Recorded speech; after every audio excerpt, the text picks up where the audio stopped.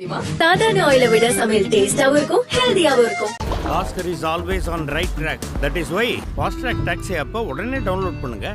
Summer holidays வந்தாச்சு, நம்ம GT Holidays வந்தாச்சு. GT Holidays, South India's #1 travel brand.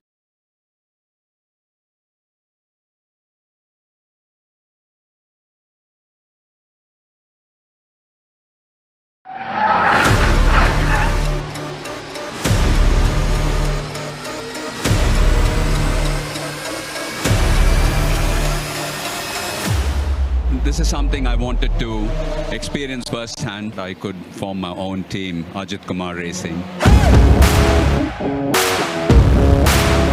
Number 901 car. Every single time it passes the pits. This is the Ajith Kumar racing car. You see these guys? I love them unconditionally. Acting and racing, emotionally demanding jobs.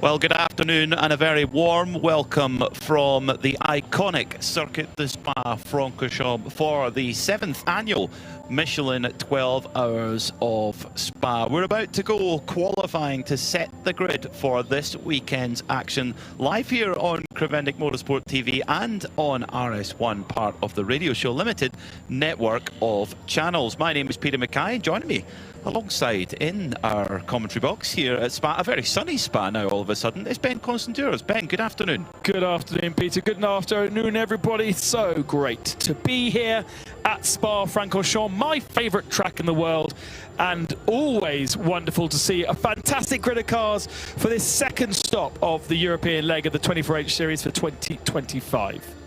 That is the one thing that makes the 24H series so special, is the list of iconic circuits that we go to. We kicked off the season just under a month ago at Mugello, where we had dry, we had wet, and we had everything in between. Might we get the same thing here at Spa? Quite possibly, we also go to the Italian seaside in just over a month's time in Misano, and then to the blazing heat, surely, of Paul Ricard in early July. And then, of course, our traditional curtain call, which is the 24 hours of Barcelona at the Circuit de Barcelona Catalunya. Lots of racing still to go and a wide open field of machinery across all of our classes. Now, weather is always a talking point here at Spa. When we arrived yesterday, it was pretty wet. It's been raining all through the night, and when we arrived this morning, the track was very, very wet. The teams have had quite a lot of wet track time, but very, very little dry track time. But the weather this afternoon really come quite nicely, Ben. Warm, but only 11 degrees air temperature. That's probably taken in the shade, I imagine. And so there could be more warmth in the tarmac where we've got darker tarmac. Obviously, the circuit completely resurfaced after last year, before last year. So the race last year was on a different surface to this year. The resurfacing was done, if I remember correctly, after the 24H series visited here for the 12 hours. Well, certainly the lap times in the dry have been impressive so far. It's not just myself, Peter Mackay and Ben Constanduros in the commentary box. We have Diana Binks down in the pits, who's getting involved in all of the atmosphere before qualifying begins. Diana. Yes, just waiting for everything to get underway here down in the pit lane. The teams are now firing up the engines on the car, so they're going to be heading out onto the track very soon. Now, you were talking about the weather a minute ago, but it's sunshine down here now, and it's actually quite warm. So clouds still in the sky. I think some of the track is still a little bit damp, but everyone's ready for this qualifying session. So this will be 3 15-minute qualifying sessions, and then the team's drivers come in, change driver, and it has to be a different driver in each session. So they'll get a 5-minute break in between, just have a quick debrief chat and decide what their strategy is for each session as they go out on track. So we'll be keeping you up to date with what's going on as the cars are now starting to make their way down to the pit exit.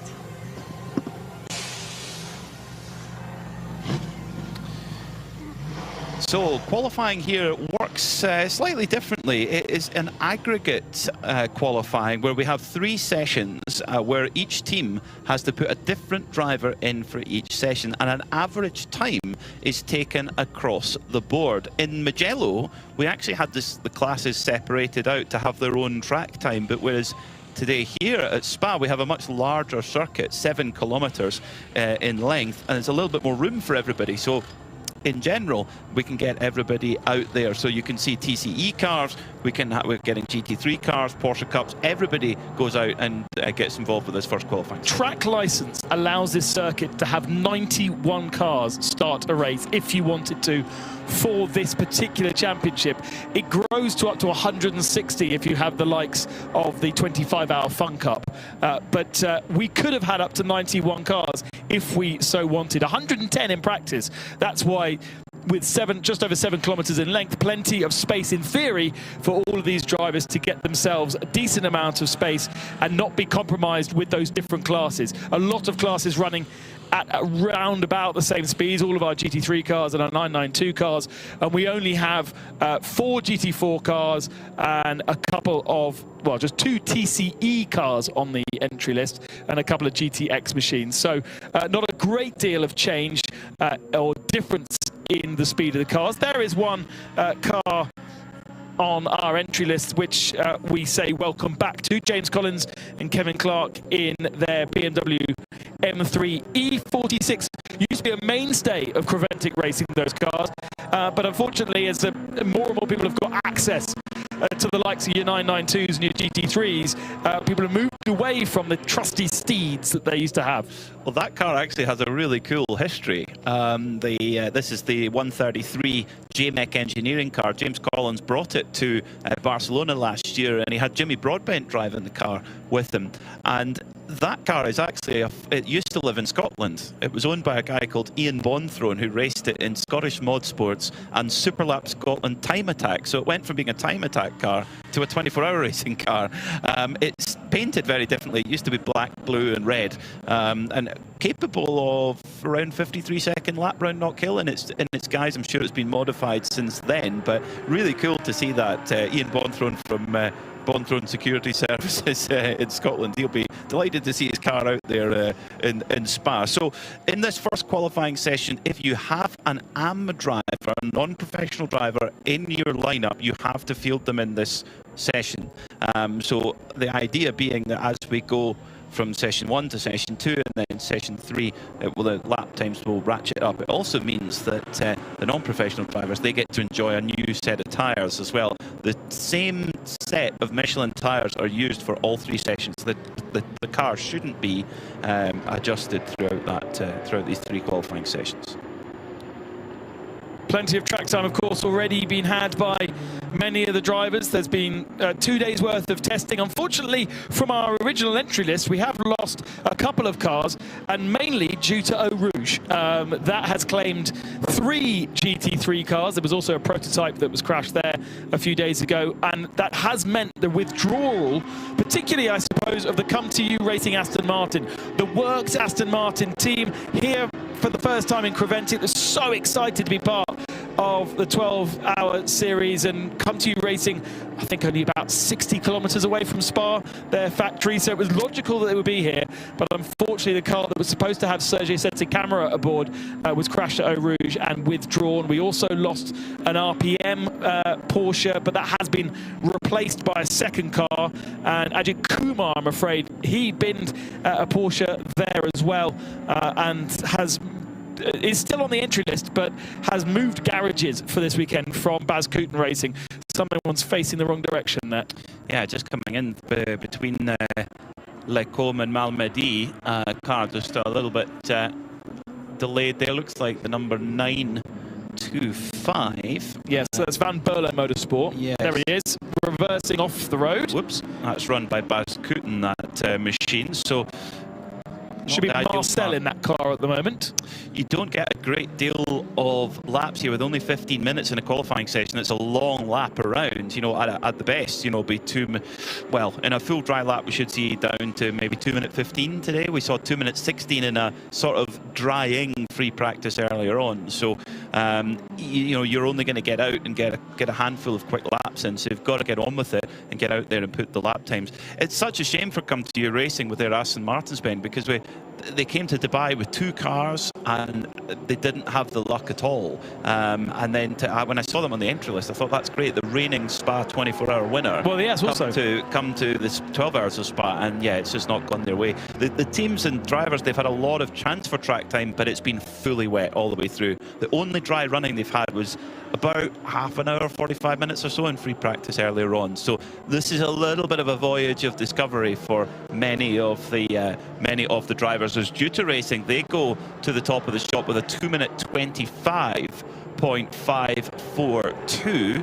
and immediately usurped by Viper Niza Racing, Melvin Moe, their Mercedes AMG. Great to see that Malaysian squad here, 2:23.970. I think we'll see those lap times tumble even in this session, let alone throughout the whole qualifying. So they're having to learn a new set of Michelin tyres. How do those Michelin tyres work on this tarmac? This is new tarmac since they were here last year as well. And so, yes, they've had practice. Yes, they know where the circuit goes. It has gone the same way for many years now. But with practice in wet conditions, they are learning how much grip. And these gentleman drivers, mainly in this early session, really having to learn fast in a session which only has 9 minutes left on it. And we've only just started getting those first lap times in. So if you spin, if you have an issue, if you don't get out on track early enough, and I noticed that Ajith Kumar's 901 Porsche is still in the pits and hasn't come out onto circuit. We're also missing 921, which is Mulder Motorsport. They're not registered to be out on track. That's difficult because we do need a time in each of the sessions to create an average lap time to then have that qualifying position sorted. If you miss a session, then it's impossible to get that average, and unfortunately you do start at the back of the field.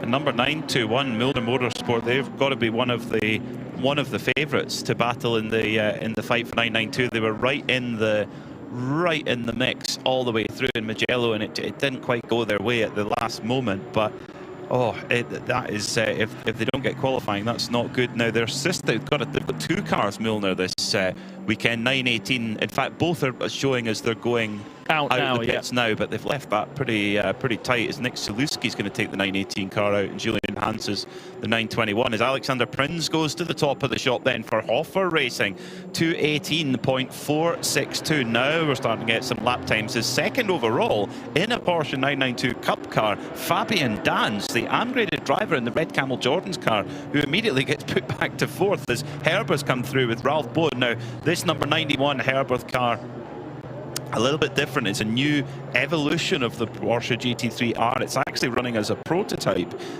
this weekend, and in fact it's just disappeared off the timing screen right now. That's because it's running in the SP4 category, so it'll be immediately put to the back. We've got to keep a close watch on that machine. TCE cars, we've got a TCR in the entry list for the AS Best Racing team, where they've got a Cupra TCR. It's joined in TCX by one other that I can't see on my entry list. That's the JMAC BMW. Yes, of course. The big accident for the Continental Audi. That's a huge accident. And I'm just trying to pick where that is on it's Eau Rouge, number isn't 69. You're right, it is Eau Rouge. Top of Eau Rouge. We're going to get a replay here already. Runs the curb on the entrance, runs the curb on the exits, get a little twitch in the middle of Radiant, and a classic Eau Rouge accident, I'm afraid, spits you off into the barrier on the outside where the pit lane comes in, and that is red flag the session with 6 minutes and 40 seconds remaining, which gives everybody enough time to get back into the pits, back out again when we resume this first session. I would think that's pretty good news as well for Mulder Motorsport as well. Just allows them to kind of get back going again. Well, that's understandably a red flag in that situation. And Eau Rouge is, I mean, it's such a serious set of corners, isn't it? And it looked like there'd been, just as he was tipping into the very first left of that complex, the car was already starting to protest a little bit, and he very nearly gathered it up, but it doesn't take much. And there isn't, they've improved the runoffs there over the years, but it's, you know, if you lose it, you are going to end up in the barrier, and you'd be very lucky not to. So that's such a shame for Continental Racing. Vasily Vladikin, unfortunately, coming a cropper there. Now remember what we saw in Mugello last time out. It does take these Michelin tyres, especially in colder conditions, a bit of time to get up into temperature. We're looking in the pits with Ajith Kumar's new colours. We're going to get used to this grey machine run by Red Ant Racing now. A change in the early part of the weekend, and actually Diana's down there. Why have they not come out yet, Diana? They had, Ben, I've just been into the garage, just come out as you were talking about it, but they've had a throttle issue, so which meant that they had to drop the engine to do the repair that they needed to do. So that's why they were looking like they were just changing engine. It wasn't just the engine, it was another issue. The guys are working quite hard. They're more or less there. They've got 7 minutes of this first session to go. I don't think they're going to get out for this first part of qualifying, to be honest. But the driver's behind, one of the drivers is behind the wheel, ready and waiting to go.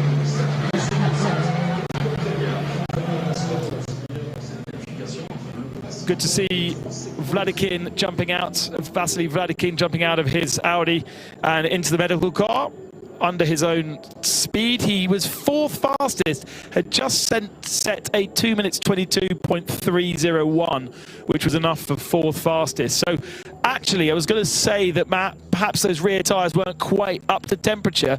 They were up to temperature enough to do a half decent lap, and yeah, he just pitched it in, and the rears just didn't stick like he was expecting. That's so difficult. And of course, this is for the drivers, there is very, very little data in their brain, if you like, of what the car is behaving like through a dry Eau Rouge.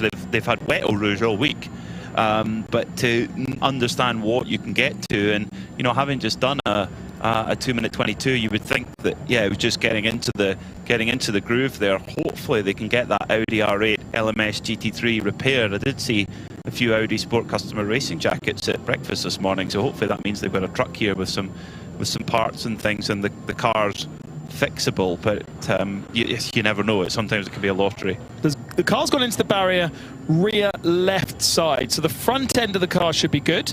I don't think it got spat round too much to the front, and even as we look at it, the rear right doesn't look too bad. So the difficulty is any chassis damage, and we know that we've already seen a couple of teams having to find spare cars to be able to go racing this weekend after accidents here up at Eau Rouge. For RPM, for instance, for Ajith Kumar as well.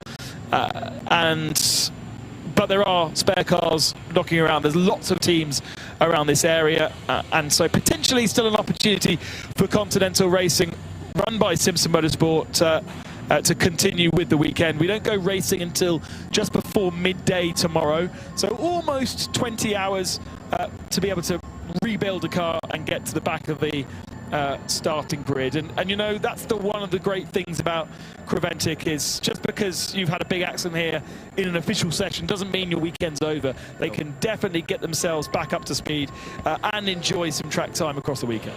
No, that's very important. It's, the Creventic organisation, they totally understand what the teams and drivers are looking for out of their weekend, and yeah, you don't want it to be ended if it can be continued after an accident like that. So let's run through the times then as things were, because we had quite a few indicative times there. So fastest so far is Hoffer Racing with a 2:18.462 set by Alexander Prince. 2:19.936 for Ayrton Redaunt for Redaunt Racing. Now, Ayrton Redaunt is not an AM driver, but there are no AM drivers in that car, so they can do whatever order they please. Dustin Blattner for Kessel Racing in number 8 Ferrari, 2:20.828. That's third quickest. Then in fourth, it was that Continental Audi, so they were running strongly, unfortunately, before that accident. Juta Racing 2:22.597 for Nicolas Michelin in that Audi. Then it was the Ziggo Sport Tempesta Porsche. That's run by Herberth Motorsport. Myself and Diana Binks had a little peek around their garage earlier on. We got taken around by Robert Renault, which is very nice of him. 2:23.485 for Jonathan Hui. Oliver Campos, E2P Racing, 2:24.794. So the tyre repair still goes on, which is good. E2P Racing, I bumped into Antonio Cenero, one of the drivers, in the toilet, actually. We're washing the driver in the toilet? Oh, you were in the toilet when you bumped No, into I was at the sink, okay. but in the bathroom. Okay. And I was asking him about, I said, is the car fixed? He said, yeah, it's great, but it needed a whole new engine after Michelin. Yeah. And he was explaining how the engine, basically, as he went backwards, the engine just moved, and it completely cooked the engine in a brand new car. So, yeah, reminder that he had a spin, just an innocuous spin, and rolled off onto the grass, got back onto the circuit with only a little bit of sort of grass damage, and then spent the rest of the 8 hours in the garage trying to work out why the engine wasn't working. Yeah. They had cameras in the engine, they were looking at all kinds of things, turbo replacement. They go out for a couple of laps, try something, come back, it wouldn't be fixed. And as Peter's described there, just that rolling back motion in gear potentially ended up needing a completely new replacement engine. We've just seen that Redaunt have got Ajith Kumar's car ready to go. That's had a change. I thought at lunchtime I heard their discussion about the change of engine, but because they've moved from Bas Kouten to Redaunt across the last 2 days, I wasn't entirely sure who had the new engine at what point. New car. But a new car and now a new engine. As well as, okay, yeah. Yes. So this is Ajith Kumar Racing, changing of team. It looks like this red flag is actually going to play in the hands of Ajith Kumar Racing by Redaunt. Redaunt, of course, aren't based that far away, and they've been able to find an extra car to go. And Ajith Kumar's helmeted up, ready to go, ready to jump in the car. And without this red flag, they wouldn't have got the chance to go qualifying. Now they may well get the chance to get out there, get a lap in, which is hugely important. Hard work going on for the Spa Francorchamps circuit team here. Manitou hard at work. I feel like Manitou, we need to send a sponsorship proposal to Manitou, because they get plenty of airtime. They did at Mugello anyway, pulling everyone out the gravel. Yes, absolutely. I was also commentating with somebody here. I don't remember what it was for. Oh, it was for Formula One, and the commentator just kept name-checking Vervi Dépannage, which is the pickup truck guys that drag all the cars out of the barriers. As we take a look on the live stream, another replay of Vasily Vladikin unfortunately going into the barriers once again. And this is such an easy thing to do, just a little bit too much work at the wheel, asking too much of the car, and it breaks away from you. But Vervi Dépannage always heading out onto circuit whenever there's an issue, and then the Manitou getting to work with replacing the tyre stack. So the car has punctured the retaining wall, and the tyre stack needs to be replaced. There is a massive paddock full of stacks ready to go here at Spa. I remember when you do a full lap of walking around the circuit, it's on the outside of Pouhon. There's a big sort of tyre stack full of tyres, and they will have picked up some of those, some spares, brought them over. They will be put into position, and then the band will go across them. I hope they're not going to try and start painting them. There is a man with some yellow paint, I can see. That's unnecessary at this stage. We would like to just carry on, please. But the tyre stack is going to be put into place, and we can go back. So let's get back down to the pits then. Dana Binks has more for us. Yes, I'm in the pit lane with a very familiar face and voice. John Heinhoff, of course, is in the pit lane with me this weekend. Looking forward to working with you again, John. I love this place, I really do. I was laughed at this morning. It was chilly, and it was a bit damp this morning when we came out of the hotel. I was laughed at for coming out like this. But look at this weather now. When we were in the driver's briefing, I said to the drivers this morning, look, I've come out on a sort of a split strategy. I've got cold and potentially wet, but I've gone for the dry setup in the basic level. So I did go for the dry setup. It's great. This is not ideal, Di, with the red flag. Few teams just about getting into that stride. There's still 2 sessions still to go, of course, but it's going to be interesting to see what happens. This circuit is absolutely superb, and this is the best weather they've had all week. It's going to be like this across the weekend. I'm going to stay being positive. I think the weather forecast said around about 18, 19 degrees Celsius with a chance of rain. I'll take the 18 and 19 degrees Celsius, because, as you know, we don't have to wear the pit lane fireproofs here, because all of the refuelling is actually done right at the end of the old endurance pit. The rain I can do without, but as I said this morning, if it does rain, I'd rather have wet legs, because your skin's waterproof. Otherwise you'd soak up the bath, wouldn't you, when you got in, rather than damp jeans. So I'm staying with this. I'm going with this. This is my weekend look, and we are looking forward to a splendid weekend of racing. I can honestly say you will never get me in shorts in the pit lane. I can guarantee that. It's not something people want to see either. So I'll stay with that. John, I was talking to some of the drivers earlier before qualifying got underway, and sort of really talking. We know it's a 12-hour race that we're going into, and some drivers are of the mind, you know, it's not overly important where we qualify, because so much can happen and will happen during the race. And I understand that. And yet it opens up the strategy, doesn't it, in terms of where you qualify. You get a better rundown through the first few corners, through the first few laps, which tends to mean that you've got a far better opportunity than to be in with a shout later on. Now, ultimately, you might say, and I would go with this train of thought, that the last hour or so on Saturday before we come to the break, so after that first 5 hours of racing, that's where you need to find your pace, and you have to be on the lead lap in class at the end of that. We saw it at Mugello, didn't we? The fantastic drive back by, it was Jake Hill in the Era car, and I've just been talking to Jakey actually and congratulating him on that. He pulled a lap back, and that was absolutely critical to the result on Sunday, and that will be exactly the same here. The slightly longer part of the race is on Sunday, the 7-hour part of the race, and if you have got the pace and you can use it on Saturday in that last hour, hour and a half, that's when you have to be fast. But opening that up, as I said, you've got to have a car that's straight, that's tracking well, that's wearing its Michelin tyres well, and therefore that means staying out of trouble. Where are you going to stay out of trouble? Front of the grid. So it comes round full circle, and to me, the whole mentality starts with qualifying.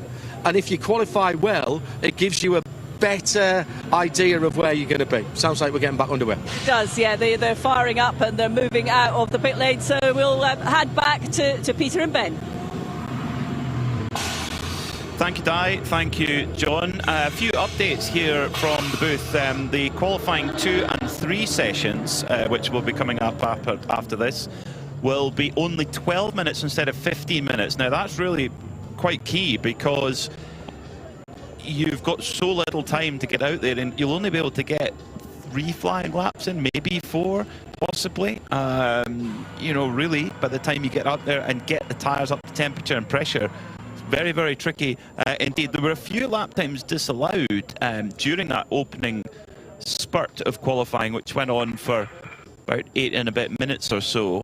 The Seb Lejeune Porsche 992 had a track limit infringement, lap time disallowed. The 91 Porsche had 2. That's Ralph Bowen really stretching the track limits. The 909, that's one of the Porsche Cup cars, that's Red Camel Jordan's Fabian Dance. The Vortex 701, the 65, which is Viper Niza Racing, as well. So there's quite a few lap times already. So race control, they are watching, Ben, to see who's stretching the limits of the track to its full boundary. So you've got this risk of track limits, and we've just gone through kind of 3 or 4 different places where it's very easy to go all 4 wheels off the circuit, and you've got less time to actually make that lap time count.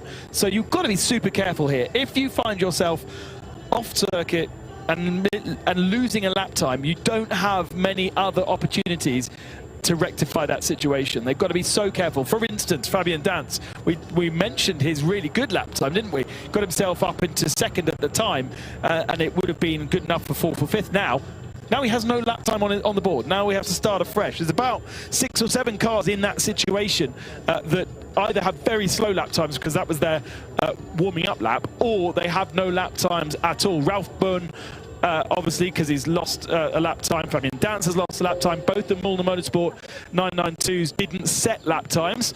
Ajith Kumar Racing didn't set a lap time either. Scuderia Praha, the Ferrari, and Lisa Clark in her Ferrari did not set lap times at all.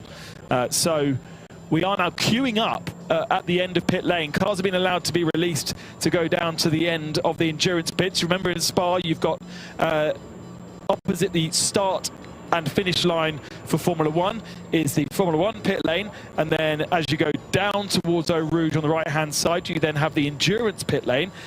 We don't have cars in the endurance pits as such, but you do, for instance, for the Spa 24 hours, and whenever you're here, for instance, when in Formula 1, that will be Formula 2 pit lane and pit garages. That is where our refueling happens, and our refueling bays are at the end of the pit lane. But what it does mean is the pits are insanely long, and it does take a long time to go in, go out, get fueled. So I mean, Mugello is quite long, right? Because it's quite a long straight. But Spa, it costs you a lot to do a pit stop.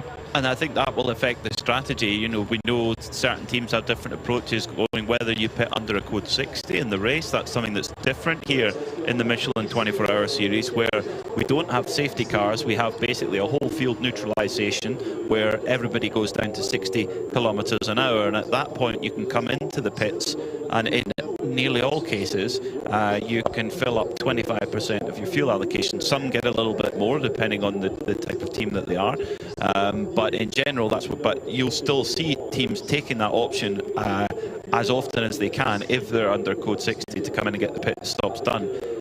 Whether that'll be the case, I think that might actually be even more exaggerated, because a green flag pit stop here is going to cost so much time, because it's such a long pit lane. So there's a big queue of cars ready to go, led by Julian Hanses in the 921 Milner Motorsport car. Of course, a local race for Milner Motorsport as well. A team very well known at the Nürburgring Nordschleife, which isn't a million miles away either. About an hour's drive. It's amazing, isn't it? Two Just iconic that. circuits so close together in two different countries too. Now got one a Fendt tractor. Not entirely sure what the role of the Fendt tractor is, but some great high-speed reversing being shown. He's up at La Source as well, so not close to the scene of the accident, which the tyre stack has now been replaced, but where the impact was with the Audi, that has moved all of the rain that was in those tyres onto the ground. So these cars have got to be very, very careful as they exit pit lane. They are allowed to release the pit limiter at the bottom of Eau Rouge, so as you cross the river, so you can then accelerate up the hill, but you are going parallel to Eau Rouge on the right-hand side, in between the white lines, and then as you just crest the rise on the left, that's where all the water is. So super careful not to spin up and find yourself spinning in pit lane and going into the wall. We still got 6 minutes and 40 seconds remaining of this qualifying 1 session before we then move in to qualifying 2 and 3. And as Peter said, that's been reduced in time to 12 minutes. And if we get a much longer delay, they could be reduced even further. Yep. Because, of course, as you mentioned, we do have a curfew here that we've got to be aware of, and there's lots of other racing going on. The Prototype Cup Germany are part of the package this weekend, and also Caterham 7 racing, which we'll have coverage of a little bit later on Preventing Motorsport's